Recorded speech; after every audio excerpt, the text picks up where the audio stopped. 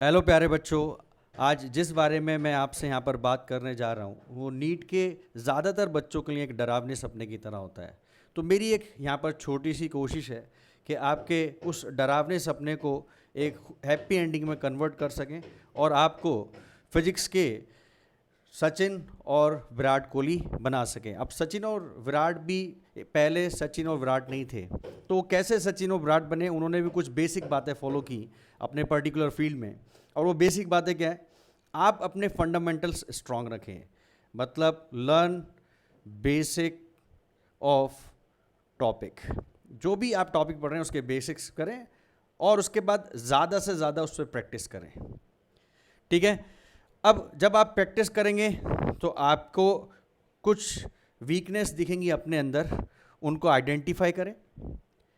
Identify your weakness and strength.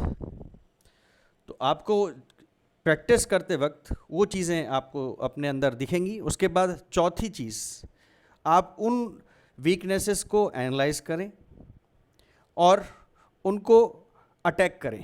And attack your weakness. तो ये basic बातें। अब इन बेसिक बातों को फिजिक्स में हम कैसे इम्प्लीमेंट करेंगे उसके बारे में आगे अभी हम चर्चा करेंगे। एक एक बात पे डिटेल में डिस्कस करते हैं। तो पहले बात करते हैं हम बेसिकली बेसिक्स कैसे पढ़ें और ये प्रैक्टिस, ये दोनों चीज़ें एक ही टॉपिक में यहाँ पर कवर करूँगा। ठीक है। पहले हम यहाँ पर बात करते हैं कि बेसिक्स हम कैसे लर्न करें फिजिक्स के। लर्न बेसिक्स, तो बहुत सिंपल सी बात है। बेसिक पढ़े जाते हैं, सीखे जाते हैं, मतलब आपको पहले थ्योरी पे जाना पड़ेगा। ठीक है। अगर थ्योरी पे जाना है तो आपको कोई किताब रेफ़र करनी पड़ेगी। आज के टाइम में अगर मैं बात करूं तो नीट के लिए दुनिया भर की किताबें हैं मार्केट में। तो आपको क्या स्टडी मटेरियल फॉलो करना चाहिए, मैं उसके बारे में यहाँ पर बात करता हूँ। ठीक है। तो 100 किताबें हैं, वो 100 किताबें आपको अंधाधुंध फिजिक्स की फॉलो नहीं करनी बिल्कुल भी। पहली चीज़ ये आपको अपनी लाइफ से ख़त्म करना पड़ेगा। उसके लिए कैसे इफ़ेक्टिवली अपन स्टडी मटेरियल चूज़ करें और वाइजली कैसे चूज़ करें, तो उसमें जो अपन यहाँ पर 4 चीज़ें बात करेंगे, वो 4 चीज़ों में सबसे इम्पॉर्टेंट चीज़ है आपके प्रॉपर क्लास नोट्स। आपके अपने खुद के क्लास नोट्स बहुत प्रॉपरली बने हों और वो एरर फ्री हो, बहुत अच्छे से लिखा हो। समझे क्या? ये सबसे इम्पॉर्टेंट चीज़ है आपकी प्रिपरेशन के दौरान, कि आपके पास प्रॉपर क्लास नोट्स हो, वो भी गलती ना हो उसके अंदर। उसके बाद दूसरी चीज़, क्लास नोट्स तो आ गए, अब हम प्रैक्टिस कहाँ से करेंगे? प्रैक्टिस करेंगे आप कोई भी एक अच्छी कोचिंग, कोई भी अच्छी कोचिंग हो, अब मैं नाम किसी के नहीं ले रहा, जो भी आपको सही लगती हो, ठीक है ना। Choose any one coaching modules, किसी भी एक कोचिंग के आप मॉड्यूल्स चूज़ करें। वो आकाश हो सकती है, एलन हो सकती है, पीडब्ल्यू हो सकती है, कोई भी हो सकती है। जो आज के टाइम पे नेशनल लेवल पे कोचिंग्स हैं उनको आप चूज़ करें। इसलिए मैं यहाँ पर ये आपके साथ शेयर कर रहा हूँ क्योंकि जो भी एक अच्छी कोचिंग है, ठीक है, उसमें अगर आप उसके मॉड्यूल्स देखेंगे तो जो एक्सरसाइज होती है उसमें यूजुअली टॉपिक वाइज डिवाइड होता है, जिससे अपने को प्रैक्टिस करने में काफ़ी आसानी रहती है। तीसरी किताब जो या स्टडी मटेरियल आपको फॉलो करना है वो PYQ, previous years questions. 36 year के आपको प्रीवियस ईयर्स क्वेश्चंस उठाने हैं और वहाँ से उनको अच्छे से सॉल्व करना है। क्योंकि PYQ से अगर आप देखेंगे तो लगभग 30% 40% questions as it is repeat होते हैं, या तो उसकी यहाँ पर वैल्यू चेंज कर देंगे या फिर एज इट इज़ क्वेश्चन उठा के दे देते हैं। उसके बाद चौथी और काफ़ी इंपॉर्टेंट किताब है आज के टाइम के लिए, वो NCERT ऑफ फिजिक्स। ये लास्ट में पढ़नी है बिल्कुल, इन तीनों चीज़ों को ख़त्म करने के बाद। अब कैसे पढ़ना है उसके बारे में मैं यहाँ पर अभी चर्चा करता हूँ। तो एक इम्पॉर्टेंट अपना कंपोनेंट है प्रिपरेशन के दौरान, वो प्रैक्टिस। हमने ये तो देख लिया कि अपने को क्या मटेरियल से चीज़ें करनी हैं, तो उसके बाद उस मटेरियल से अपने को प्रैक्टिस कैसे करनी है वो सीक्वेंस वाइज मैं आपको यहाँ पर बताता हूँ। मान लो कोई भी टॉपिक आप या चैप्टर पढ़ रहे हैं, कोई भी चैप्टर आपने लिया, मैं एग्जाम्पल ले लेता हूँ। आपने वर्क एनर्जी पावर स्टार्ट किया, अब वर्क एनर्जी पावर में भाई बहुत सारे छोटे छोटे आपको सब टॉपिक्स दिखेंगे। अब मैं वर्क एनर्जी पावर का एक इम्पॉर्टेंट टॉपिक ही यहाँ पर एग्जाम्पल ले लेता हूँ, वेट। मतलब वेट क्या है? Work energy theorem. अब वो वर्क एनर्जी थ्योरम में जो भी आपके टीचर ने नोट्स बनवाए हैं, क्लास नोट्स, मैंने बोला ये सबसे इम्पॉर्टेंट चीज़ है आपकी प्रिपरेशन के दौरान। आपके टीचर ने जो भी नोट्स बनवाए, उन क्लास नोट्स को ढंग से रिवाइज करें, और तब तक रिवाइज करते रहें उसको जब तक आपके कॉन्सेप्ट्स उससे क्लियर ना हो जाएं। प्रॉपर तरीके से, प्रॉपरली आपने नोट्स पढ़े। अब उसके बाद अगली चीज़ क्या करनी है आपको? नोट्स पढ़ने के बाद आपको जाना है प्रैक्टिस करने क्वेश्चंस। अब वो क्वेश्चंस कहाँ से प्रैक्टिस करेंगे? मैंने बोला भाई कोई किताब नहीं उठानी, आपको हज़ारों किताबें अवेलेबल हैं। आपने जो भी कोचिंग का मॉड्यूल लिया है, ठीक है, उस मॉड्यूल में आपको दिखेगा सेक्शन वाइज क्या गिवन है, हर टॉपिक के क्वेश्चंस गिवन है। तो वेट के क्वेश्चंस उठाएं, वर्क एनर्जी थ्योरम के, और उनके क्वेश्चंस प्रैक्टिस कर लें। मान लीजिए वेट पे कुछ 20 क्वेश्चंस हैं उस पर्टिकुलर मॉड्यूल के अंदर। अब ऐसे ही आपको रैंडमली नहीं बैठ जाना 20 मिनट, मतलब 20 क्वेश्चंस हैं तो कितना भी देर लगे, नहीं, वैसा नहीं करना है। आप टाइम सेट करें। क्या करें? टाइम सेट करके बैठें। 20 क्वेश्चंस 20 मिनट्स, ठीक है। हो सकता है वो 20 क्वेश्चंस आपसे पूरे 20 मिनट में ना हो पाए, हो सकता है 10 ही हुए आपसे, तो उसकी आपको चिंता नहीं करनी है। 20 के 20 क्वेश्चन एक बार में अटेम्प्ट करें, वन टाइम, ठीक है। और उनके आंसर्स आप सबके एक साथ चेक करें, एज ए टेस्ट लें आप उसको, ठीक है। अब वो 10 क्वेश्चंस क्यों नहीं हुए, आपको हो सकता है कैलकुलेशन में ज़्यादा टाइम लग रहा हो सकता है आपको समझना है वो क्वेश्चन, तो उनको थोड़ा सा 10-15 मिनट एक्स्ट्रा देके क्या करें, सॉल्व करें दोबारा से, छोड़ना नहीं है उनको। और हो सकता है कुछ क्वेश्चंस हो ही ना, अगले दिन जाकर आपको अपने डाउट्स टीचर से क्लियर करने हैं, ठीक है ना, डाउट्स क्लियरेंस। तो ये तुम्हारे पास एक सिंपल से स्टेप्स रहते हैं किसी भी एक टॉपिक को पढ़ने के लिए। अब टॉपिक पढ़ा आपने, चैप्टर पूरा फिनिश हो गया। चैप्टर क्या हो गया? फिनिश हो गया। सारे के सारे सब टॉपिक्स आपने वहाँ से ख़त्म कर लिए। अब अगली चीज़ क्या करनी है आपको? आपको क्या करना है भाई, कितना स्ट्रॉन्ग है या कितना वीक है वो टॉपिक कैसे पता चलेगा? घर में एक टेस्ट दें। आप क्या दें? एक होम टेस्ट। अब होम टेस्ट कहाँ से बनाएं सर? बिल्कुल बनाएंगे अपन। अपने पास एक सोर्स है PYQ। तो PYQ में पूरे के पूरे वर्क एनर्जी पावर के जितने भी क्वेश्चंस गिवन है, मान लो 60 क्वेश्चंस गिवन है, कितने क्वेश्चंस गिवन है? 60 क्वेश्चंस।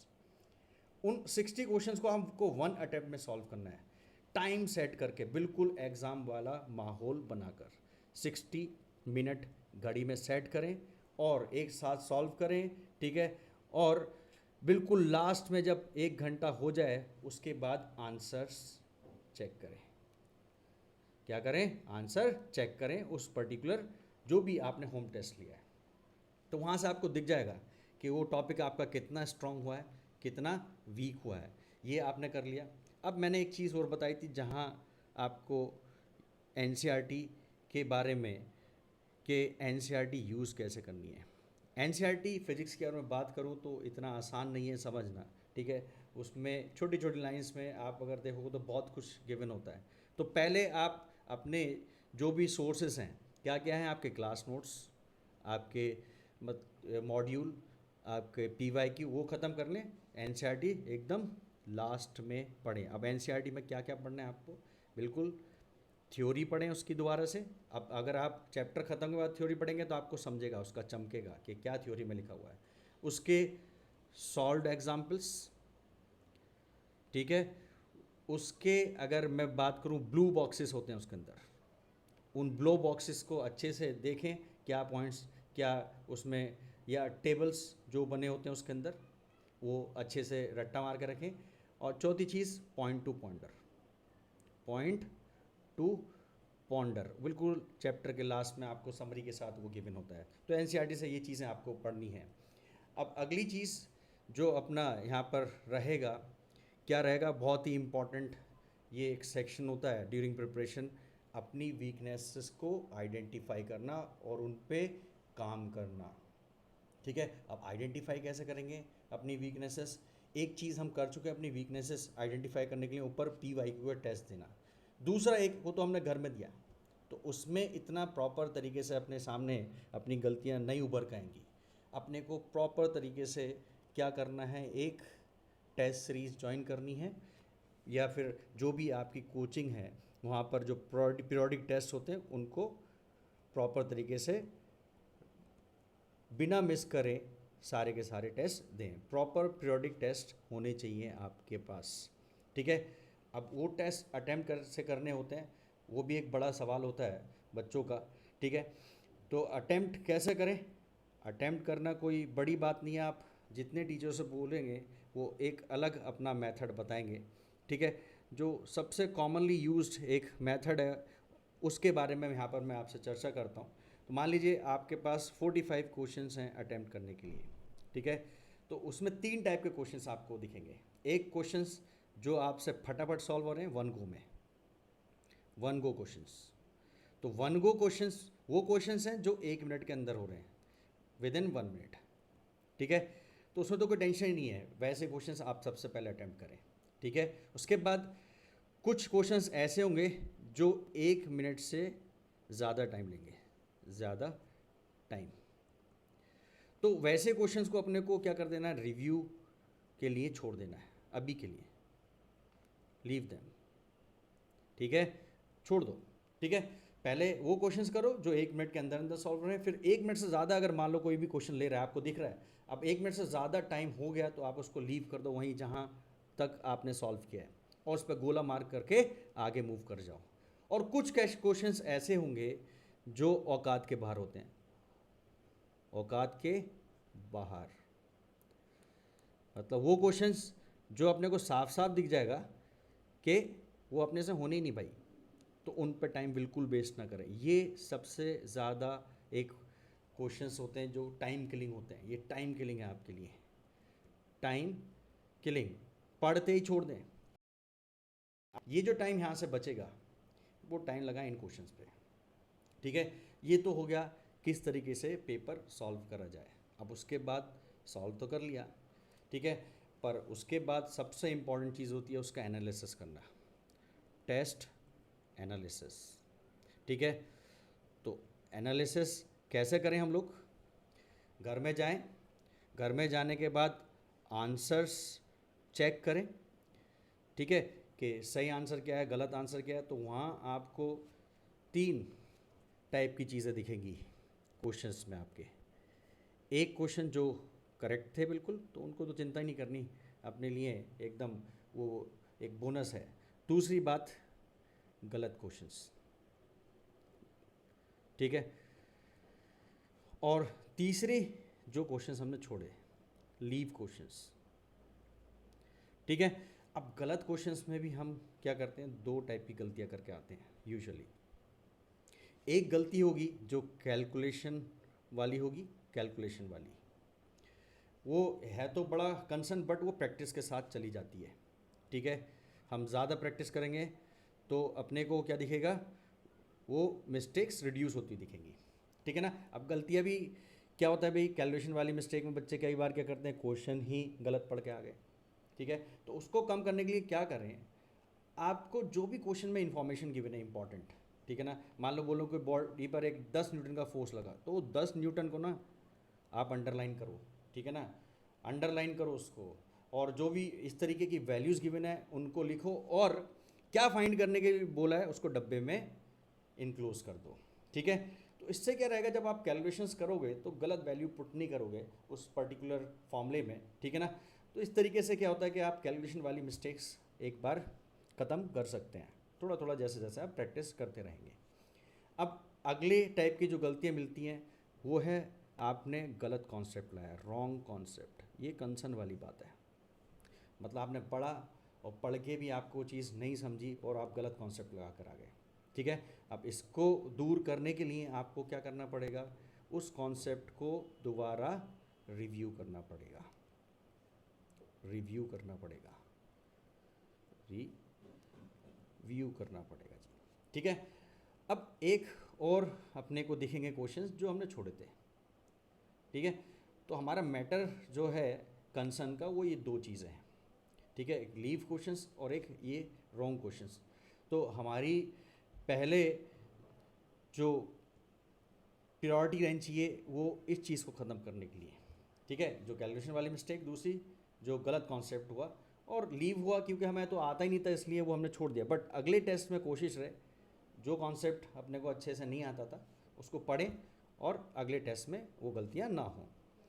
अब अगला इम्पॉर्टेंट चीज़ हमने भाई ये तो देख लिया, टेस्ट दे दिया, अपनी मिस्टेक्स आइडेंटिफाई कर ली, अब उसको अटैक कैसे करें, कैसे एनालाइज करें ताकि पूरे साल वो गलती अपने को दिखती रहे अपने सामने के, यार जब मैंने टेस्ट दिया था या टॉपिक पढ़ा था तो मुझे इस पर्टिकुलर टॉपिक में कुछ गलतियाँ या कुछ प्रॉब्लम फेस हुई थी, ठीक है।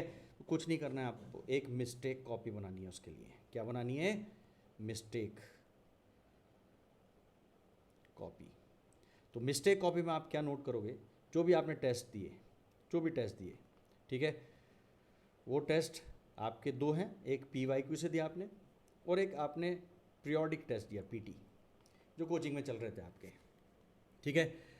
उसमें जो क्वेश्चंस आपके गलत हुए, रॉन्ग क्वेश्चंस, ठीक है, रॉन्ग क्वेश्चंस,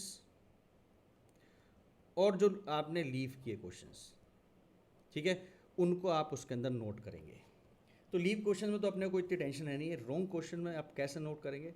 अपना रॉन्ग सॉल्यूशन, पहले जो भी आपने टेस्ट देते वक्त सॉल्व किया था उस तरीके से आप उसको लिखें प्रॉपर, किसके साथ? ऑप्शंस के साथ। उसके बाद उसके नीचे करेक्ट सॉल्यूशन लिखें, ठीक है। और आप देखेंगे, मेरा यकीन मानिए कि इस तरीके से अगर आप पढ़ेंगे और ये मिस्टेक कॉपी को यूज़ करेंगे तो आपको दिखेगा एक पर्टिकुलर टाइप ऑफ क्वेश्चंस ही एक चैप्टर के अंदर आप गलती करके आते हैं बार बार, ठीक है। तो आपको साफ साफ दिख जाएगा भाई इस पर्टिकुलर चैप्टर में मुझे इसी टॉपिक पे ज़्यादा मेहनत करनी है, बाकी चीज़ें तो मेरी क्लियर है ही, ठीक है। अब वो कैसे करें आप उसमें मेहनत? दोबारा रिवीजन करके। रिवीजन एक बड़ा इंपॉर्टेंट फैक्टर होता है ड्यूरिंग प्रिपरेशन, जिसमें बच्चे लैग करते हैं। तो रिवीजन में हम दो चीज़ों का ध्यान रखें, एक प्रीवियस टॉपिक,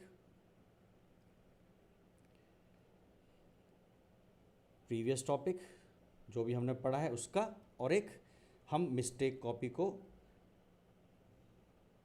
हर वीक में एक दिन, सॉरी टॉपिक नहीं, मिस्टेक कॉपी को हर वीक में एक बार उसको देखेंगे। अब प्रीवियस टॉपिक कैसे रिवाइज करें? मान लीजिए आज क्या पढ़ा आपने? वर्क एनर्जी थ्योरम पढ़ा, आज ख़त्म हो गया, एक दिन का गैप लें, ठीक है। मतलब परसों उस टॉपिक को, मतलब सेकेंड डे उसको 15 मिनट दे के दोबारा रिवाइज करें, 15 मिनट दे के। कैसे, कहाँ से रिवाइज करें? अपने नोट्स से, क्लास नोट्स, और फालतू की चीज़ों पे ना जाएं, ठीक है। और मिस्टेक कॉपी को हर संडे को आपको पूरे का पूरा सॉल्व करना है दोबारा से, समझे? अब इतना अगर इस तरीके से आप फिज़िक्स को पढ़ते हैं, मेरा यकीन मानिए 1 से 1.5 महीने में आपको अपने अंदर इम्प्रूवमेंट दिखेगा और आपका कॉन्फिडेंस लेवल हाई दिखेगा। उम्मीद करता हूँ आपको ये चीज़ पसंद आई हो और आपको फिज़िक्स सीखने में थोड़ा हेल्प करे। Thank you very much.